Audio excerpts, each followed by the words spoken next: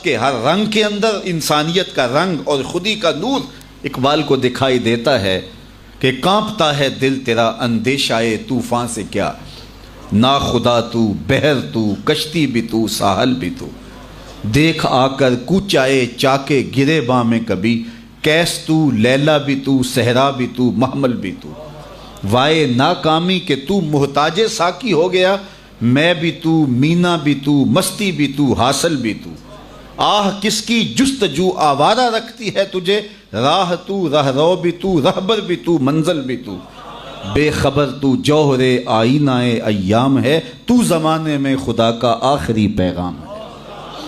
تو جب خودی سے آشنائی ہوتی ہے تو پھر کائنات کے سارے رنگ ایک وجود کے اندر دکھائی دیتے ہیں، اور وہ وجود انسان ہے، اور پھر وہ رازدان بن جاتا ہے، فطرت کے رازوں کا امین بن جاتا ہے، پھر وہ خودی کا ترجمان بن جاتا ہے، پھر وہ راز کن فکاں بن جاتا ہے۔ تو راز کن فکاں ہے، اپنی آنکھوں پر عیاں ہو جا، اپنے آپ کو دیکھنا انسان تو کہاں کھڑا ہے، وَفِي أَنفُسِكُمْ أَفَلَا تُبْصِرُونَ، ذرا من میں جھانک کر کے تو دیکھ، بلے شاہ اڈ دیاں پھڑنے جڑا اندر بیٹھا کدی پڑھیا ہی نہیں۔ اپنے اندر جب انسان اترتا ہے پھر اسے پتہ چلتا ہے، من عرف نفسہ فقد عرف ربہ، جس نے من کو پہچان لیا اس نے اپنے رب کو پہچان لیا، اور جس کو خودی کا تعقل ہی نہیں ملا، ذات سے آگہی نہیں ملی، اپنے آپ سے آشنا ہی نہیں ہوا، تو پھر اسے کسی اور کا پتہ کیسے چلنا۔ اس آئینے میں پہلے اپنے وجود کو دیکھ، تو راز کن فکاں ہے، اپنی آنکھوں پر عیاں ہو جا، خودی کا رازداں ہو جا، خدا کا ترجمہ ہو جا، خودی میں ڈوب جا غافل، یہ سر زندگانی ہے، نکل کر حلقہ شام و سحر سے جاویداں ہو جا، مسافے زندگی میں سیرت فولاد پیدا کر، شبستان محبت میں حریر و پر نیاں ہو جا، گزر جا بن کے سیلے تند رو کوہ بیاباں سے، گلستان راہ میں آئے تو جوئے نغمہ خواں ہو جا، تیرے علم و محبت کی نہیں ہے انتہا کوئی، نہیں ہے تجھ سے بڑھ کر ساز فطرت میں نوا کوئی۔ تو یہ وہ آواز بنتی ہے۔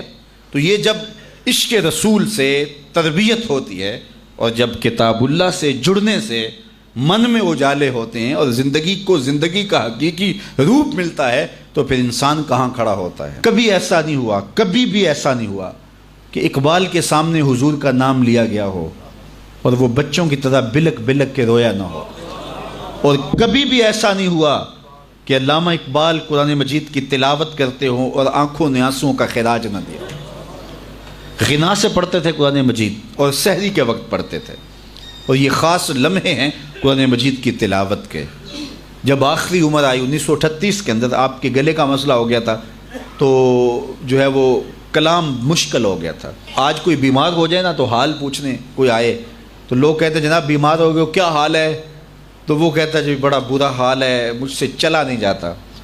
کوئی کہتا ہے جو کھانے پینے کا شوقین ہو وہ کہتا ہے جی بیماری آ گئی، اب تو کوئی چیز کھا ہی نہیں سکتا، کیونکہ اس کی ترجیحات کھانے پینے کی ہوتی ہیں۔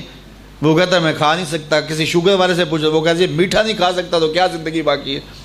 تو ہمارے مسئلے یہ ہیں، ہم کھا نہیں سکتے، ہم پی نہیں سکتے، ہم سیر نہیں کر سکتے۔ اقبال سے کسی نے آ کے حال پوچھا کہ تم بتاؤ کیا حال ہے؟ تو اقبال نے کہا لطف قرآن سحر باقی نہ مان۔ سب سے بڑی مصیبت یہ ہے کہ سحری کے وقت اٹھ کے قرآن پڑھنے کا جو لطف تھا وہ باقی نہیں رہا۔ کاش کہ قرآن کو اس انداز سے میں پڑھ سکتا۔ تو اقبال قرآن مجید کی تلاوت کو حرز جاں بنائے ہوئے تھے۔ کہتے ہیں اب طبیعت ساتھ نہیں دے رہی، ورنہ میرا جی چاہتا ہے کہ امت کو سب سے بڑا تحفہ دے کے جاؤں، اور وہ کیا؟ قرآن مجید پہ کچھ نوٹ لکھ جاؤں، اور وہ سب سے بڑا کام ہوگا جو میں امت کو دے کے جاؤں گا۔ انہوں نے بال جبریل لکھی، انہوں نے زبور عجم لکھی، جاوید نامہ لکھا، اسرار و رموز لکھی، چہ باید کرد اقوام شرق، کیسی کیسی کتابیں لکھی جو عجوبہ روزگار سمجھی جاتی ہیں۔ لیکن اس کے باوجود کہا کہ اگر میں قرآن مجید پہ نوٹ لکھ کے جاتا تو یہ سب سے بڑا کام تھا جو میں قوم کو دے کے جاتا۔ تو اقبال نے یہی نصیحت کی کہ کتاب اللہ کے ساتھ اپنے تعلق کو مضبوط رکھو۔ کتاب زندہ قرآن حکیم، حکمت او لا یزالست و قدیم، یہ زندہ کتاب ہے، ہر دور کے تقاضوں کو پورا کرتی ہے اور زندگی بخش کتاب ہے۔ بلکہ ایک مقام پہ اقبال نے ایک بات کہی ہے، ذرا اس پہ توجہ آپ کی چاہوں گا۔ اس نے کہا فاش می گوئم آنچ در دل مزمرست، میں کھل کے نہ کہہ دوں جو میرے دل میں چھپا ہوا ہے۔ کتاب اللہ پہ بات کرتے کرتے اقبال نے کہا فاش می گوئم، کیا میں کھل کے کہہ دوں آنچ در دل مزمرست، جو میرے دل کے اندر چھپا ہوا ابھی تک میں بیان نہیں کیا۔ پھر کہتا ہے ای کتاب نیست چیزیں دیگرست، یہ کتاب نہیں، یہ کوئی اور ہی شے ہے۔ گر تو می خواہی مسلمہ زیستن، نیست ممکن جز بقرآن زیستن، اگر تو مومن بن کے جینا چاہتا ہے تو قرآن کے بغیر ایک قدم بھی نہیں جی سکتا ہے، ایک سانس بھی نہیں جی سکتا، ایک قدم بھی نہیں چل سکتا۔